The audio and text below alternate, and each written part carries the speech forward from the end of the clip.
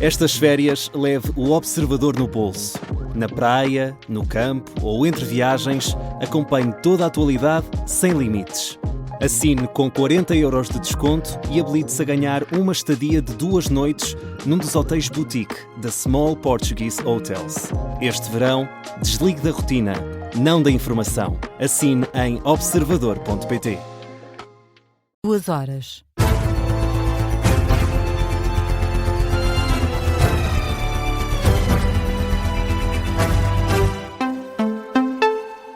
As notícias com Martim Madeira. Boa noite. Começamos pela polémica dos exames nacionais. Falta uma semana para os resultados serem divulgados e o número de constrangimentos continua a aumentar. O PS quer que o Ministro da Educação esclareça se há exames nacionais incompletos que já foram classificados. Este pedido surge depois de uma denúncia do movimento Missão Escola Pública, que avisa que está a ser pedido a professores classificadores que recebem respostas incompletas dos exames para as classificarem tal como estão, se as folhas sem falta não chegarem até ao fim do processo de correção. Ora, perante esta denúncia do movimento, o deputado do Partido Socialista, Eurico Brilhante Dias, apela ao ministro Fernando Alexandre para que esclareça o caso. A afirmação, como foi apresentada por esse movimento, é particularmente grave, porque significa que toda a confiança que temos no processo de correção dos exames está neste momento a ser colocada em causa.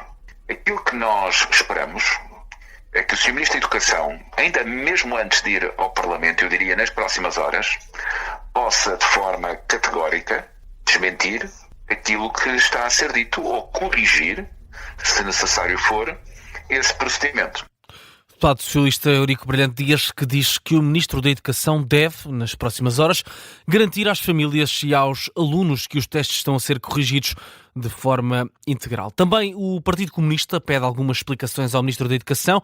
Paulo Raimundo quer que Fernando Alexandre seja ouvido no Parlamento antes de saírem as notas dos exames nacionais. O secretário-geral do Partido Comunista considera que é inconcebível que Fernando Alexandre só seja ouvido no dia 21 de julho, esta que foi a data proposta pelo próprio Ministro. O Ministro, perante esta polémica toda, perante esta situação toda, decidiu que o primeiro dia que tinha na sua agenda era dia 21 de julho.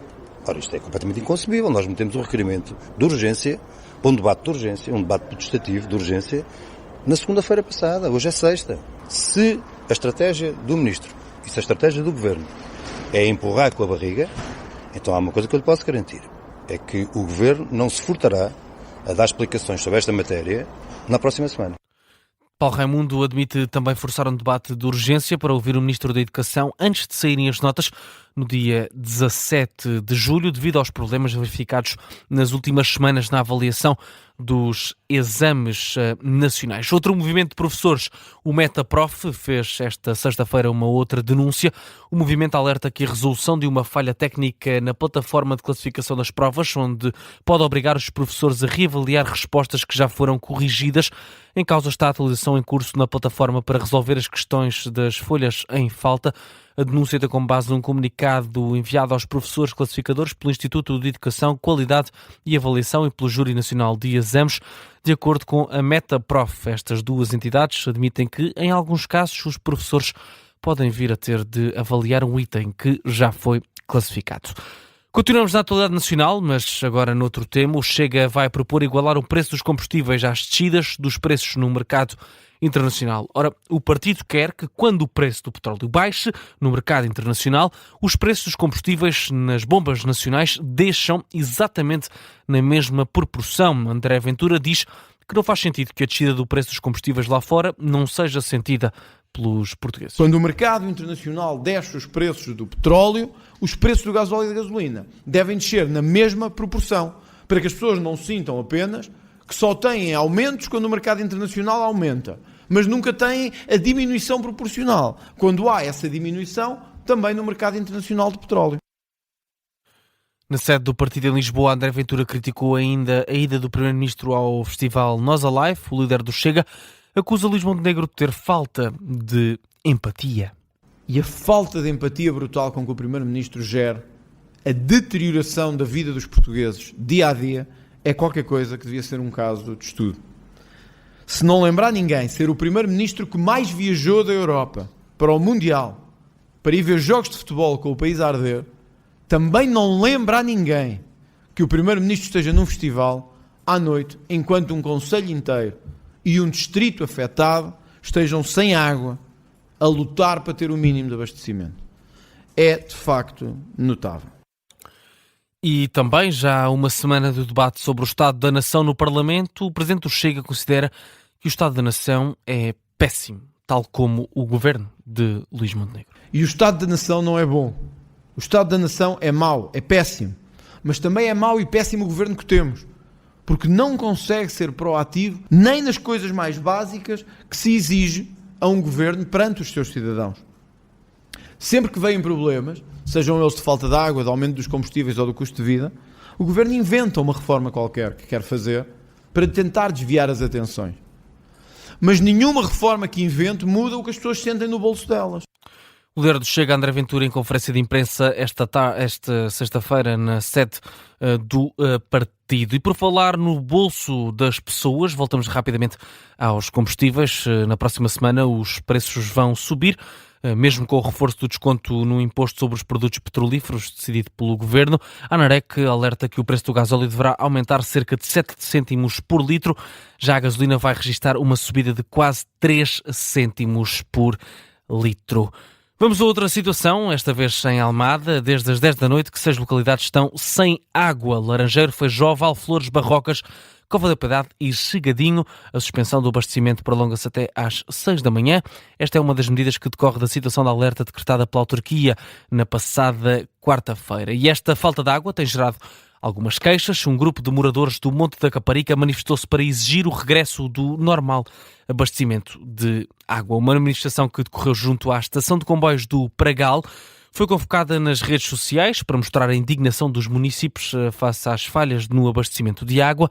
Em declarações à agência Lusa, uma das participantes explica que a ideia de convocar este novo protesto surgiu depois do cordão humano realizado na quinta-feira na costa da Caparica. Cerca de 1.500 pessoas exigiram soluções para o problema e pediram a demissão da Presidente da Câmara de Almada, Inês de Medeiros. Joana Lemos, uma das manifestantes do protesto, diz que, apesar das medidas anunciadas pela autarquia para combater o problema, ainda não há melhorias na situação. Saímos agora do panorama nacional, vamos à atualidade internacional. Os Estados Unidos estão à espera de um comunicado iraniano a confirmar a reabertura do Estreito de Hormuz. Uma notícia avançada pela Axios, que cita fontes diplomáticas norte-americanas. Washington espera que o comunicado seja publicado até este sábado. Uma das fontes diz mesmo que quer que o Irão diga publicamente que vão parar os ataques aos navios e que, pelo menos, reconheça que estragaram tudo. Outra das fontes citadas pela imprensa internacional avisa que se não for feito nenhum anúncio no prazo estipulado, não será um bom dia para o Irão. A CBS News indica que a razão para os Estados Unidos estarem à espera de um comunicado é porque os responsáveis iranianos alegadamente disseram a Donald Trump que cometeram um erro ao disparar contra os navios comerciais cataris e sauditas. Esta notícia tem recurso a fontes responsáveis norte-americanas que indicam também que os iranianos disseram a Trump que o ataque foi feito por ordens dissidentes de extremistas que estão a tentar minar as negociações com os Estados Unidos. Entretanto, o Irão afirmou que os ataques desta semana dos Estados Unidos causaram 17 mortos e 115 feridos. Ainda no tópico das notícias internacionais, Apple processou a OpenAI por, de acordo com a Apple, os ex-empregados da Apple terem trocado segredos da empresa para a OpenAI. Isto foi uma lei, um processo feito nesta sexta-feira. A Apple processou esta companhia de inteligência artificial, a OpenAI, que detém o chat GPT. Isto porque 2 dos empregados da Apple moveram-se para a empresa, foram para a OpenAI e, de acordo com a Apple, trocaram segredos confidenciais da empresa para a OpenAI e trocaram informação que fazia parte da Apple através de e-mails que enviaram para eles próprios e, portanto, aqui é a Apple a processar a OpenAI por troca de segredos de confidenciais desta empresa norte-americana para esta empresa de de inteligência artificial. Tempo agora de darmos um saltinho aos Estados Unidos para atualizarmos o Mundial. A Espanha é a segunda seleção classificada para as meias finais do Campeonato do Mundo de futebol. Uma vitória por 2-1 frente à Bélgica. Os espanhóis começaram a vencer, gol marcado à meia hora de jogo. A seleção belga empatou aos 41 minutos. O gol da vitória da Espanha surgiu nos minutos finais. Foi da autoria de Miquel Merino aos 88 minutos. O número 6 espanhol voltou a ser herói depois de ter marcado o gol que eliminou Portugal deste Campeonato do Mundo.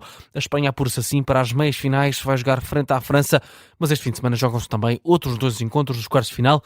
Um Noruega-Inglaterra e um Argentina-Suíça vão definir as meias finais do outro lado da tabela deste Campeonato do Mundo de 2026. Notícia de fecho deste jornal, das 2 da manhã. A informação está de regresso às 2h30. Até já.